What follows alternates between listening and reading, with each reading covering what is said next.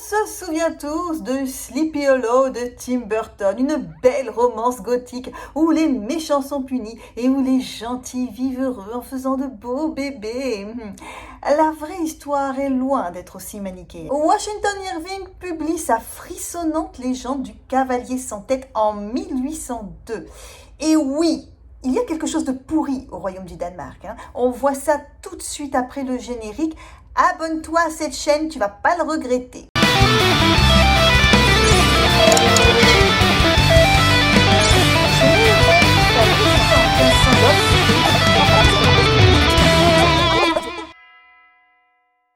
L'instituteur Ichabod Crane, grand échalas déglingué, arrive dans la petite ville inquiétante de Sleepy Hollow.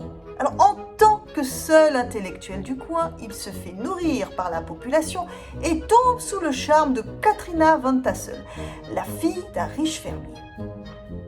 Katrina est la plus jolie femme du coin, mais c'est surtout la plus riche. Le manoir de ses parents domine la ville, une aubaine pour Ichabod qui rêve de se faire une situation. Après, vu qu'elle n'est pas vilaine à regarder, autant en profiter. Le problème s'appelle Brom von Brunt, dit Brom Bones. Un bellâtre, c'est tout ce qu'il a pour lui d'ailleurs. Une belle figure et des muscles. Il n'accepte pas le rapprochement entre Ichabod et Katrina. Lors d'une fête donnée par les Van Tassel, il découvre enfin le point faible de son rival, la superstition. Il lui raconte donc l'histoire du cavalier sans tête, le fantôme d'un mercenaire essois décapité par un boulet de canon pendant la guerre d'indépendance des États-Unis. N'ayant pas eu d'enterrement chrétien, hargneux comme un constipé depuis une semaine, il recherche sa tête et s'empare de celle qui croise son chemin.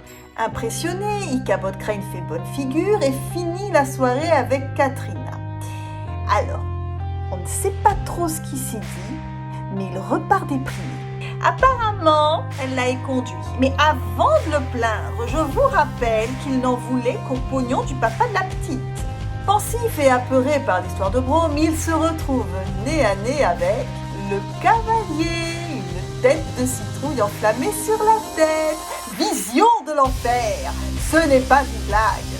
S'ensuit une course-poursuite endiablée où, incroyable mais vrai, la vieille rosse qui lui sert de monture distance le diabolique pur sang du cavalier.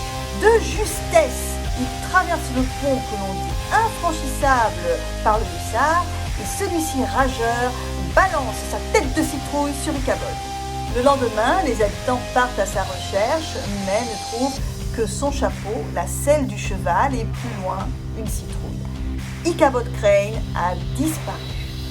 Le cavalier aurait-il eu sa tête? L'histoire sous-entend que Brom Bones se serait déguisé pour effrayer le jeune enseignant et le pousser à fuir le village. Ichabod aurait épousé une brave femme ailleurs, tandis que Brom Bones, lui, convole en juste noces avec Katrina, la perfide, qui l'a sciemment rendu jaloux avec Ichabod. Je vous dis que c'est pas simple. Mais rien n'est moins sûr.